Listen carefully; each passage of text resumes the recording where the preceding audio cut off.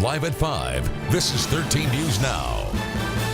Snow is on the way again. Look at that radar right now. You can see a large white mass off to our west. Good evening, everyone. I'm David Allen. And I'm Janet Roach. And Jeff, when will we see the snow start to fall here in Hampton Roads? It really depends on what area you're talking. It's going to arrive hours and hours earlier in northern areas, northern and western spots, than it does across, let's say, northeast North Carolina. There could be an 8-hour difference or more between some of our far inland areas and some of our more coastal North Carolina locations. So we'll talk all about that in a minute. Meanwhile, out there right now, temperatures are cold, just barely above freezing currently at 33, made it up into the mid to upper 30s today, so a couple of degrees below predictions, and then readings have been sliding. There's no wind to speak of. That'll be the case throughout the evening. Now late tonight during the overnight, we'll start to see a northerly wind, so temperatures are not going to drop very much. They'll drop back again sort of right around the freezing mark by morning.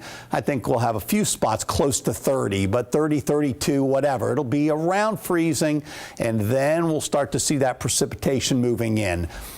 Right after rush hour, we think, for some of the northern areas. We're hoping it's after rush hour for South Side and then down on into North Carolina as well. In fact, the afternoon rushes are probably biggest problem. We had been talking about that yesterday. Still looking at the highest amounts, we think, back into central Virginia, relatively minor. But as we said yesterday, it doesn't matter if we get a half an inch, a dusting. I've seen that, and Evan was just talking about it a few years back. We had a horrific situation in terms of crashes and accidents and everything else, delays from about a half an inch of snow. So whether we get that or we get an inch and a half or 2 inches, we're looking at some problems, we believe, tomorrow during the afternoon and especially during the evening rush. If the storm strengthens offshore, and I mentioned this yesterday, I said the numbers we were putting up were preliminary, that there were some signs the storm would get near the coastline and strengthen a little bit.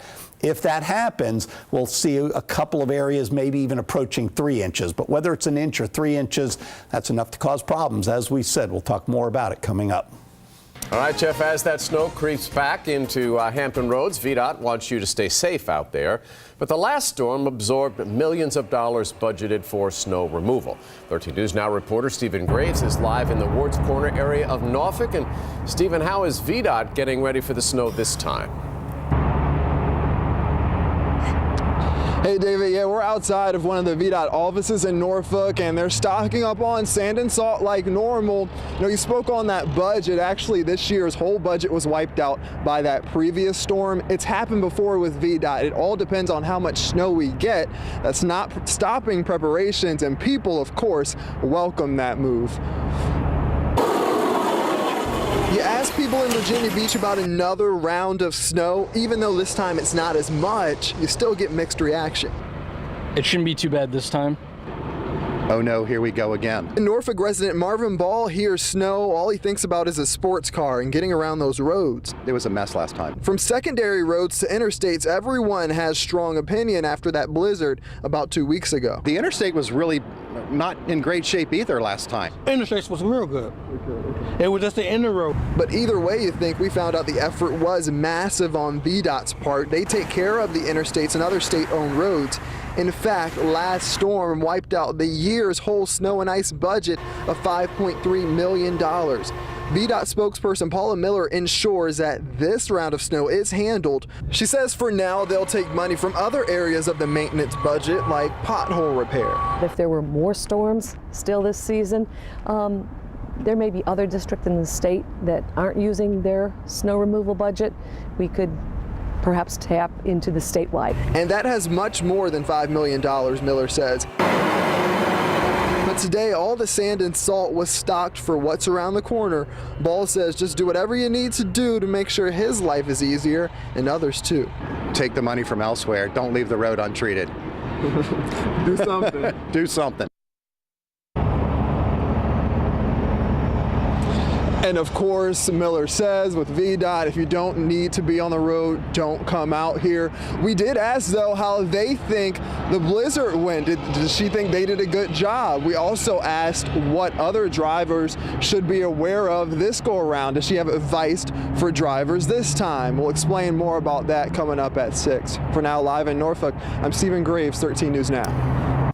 Breaking news, a developer is now suing Virginia Beach over a proposed arena deal that fell through. Mid-Atlantic Arena filed a lawsuit against the city today seeking $140 million in damages. The company claims the money will help it recover development and financing costs, as well as lost future profits. The Virginia Beach Arena deal collapsed in November. City leaders say the developer did not meet an agreed-upon loan deadline. The developer says that's not true. We'll have details on 13 News Now at 6 and at 11.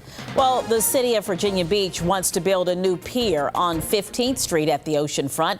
The plan calls for an existing pier to be torn down and reinvented.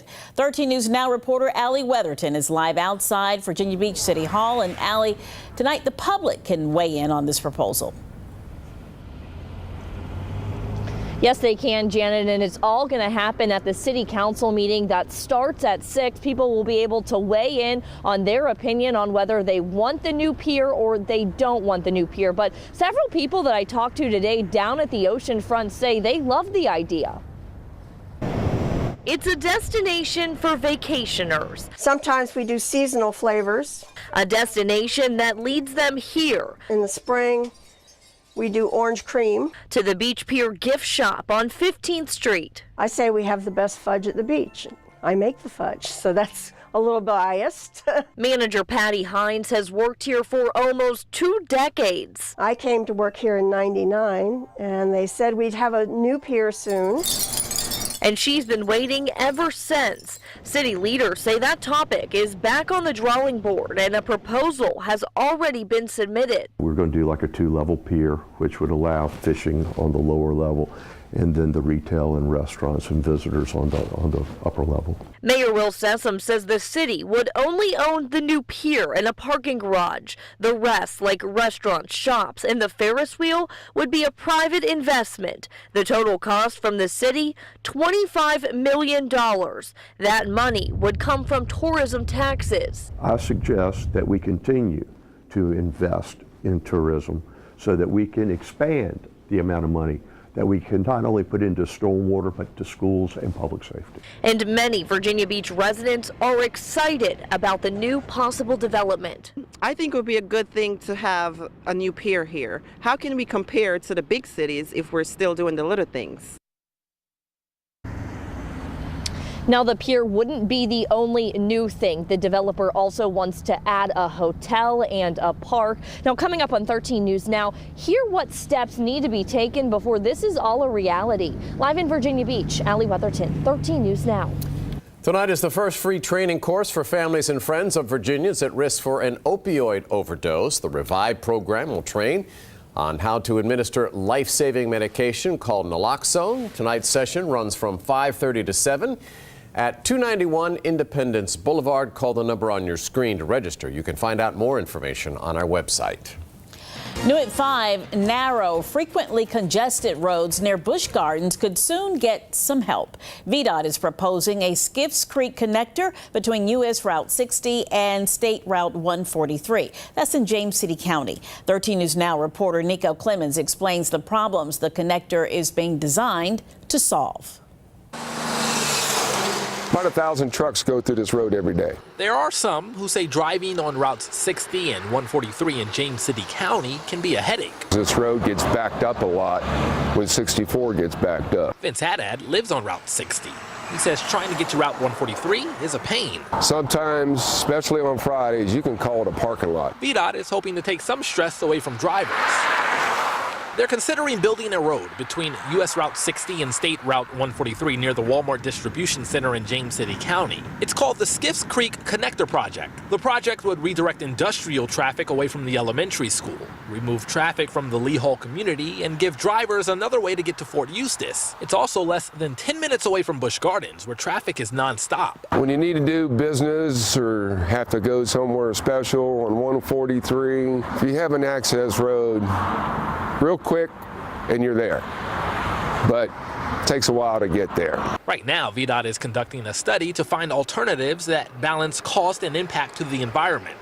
Drivers like Haddad say the idea is excellent. I've always suggested, even before anybody thought about it, putting an access road in. And now VDOT wants to hold a citizen information meeting to discuss different alternatives. And coming up at 6, I'll show you where they're considering building this road. In James City County, I'm Nico Clemens, 13 News Now. Traveling around the Commonwealth could become easier if one nonprofit has its way. Virginians for Highspeed Rail just released a new report. The group wants to triple the amount of passenger rail service available over the next decade. The plan would increase daily round-trip trains leaving the Norfolk Amtrak station to 11.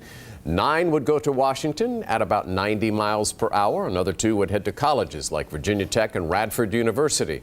This map right there shows what the future of travel in Virginia could look like. Right now, we have 13 regional and national trains. Those trains connect to 21 stations. Right now, Newport News parents can weigh in on the school board's search for a new superintendent. You can fill out an online survey through January 21st, or you can attend a public meeting tonight. It's at 7 o'clock in the Newport News Public Schools Administration Building. That's on Warwick Boulevard near CNU. Learn more and find a link to the survey on our website, 13newsnow.com.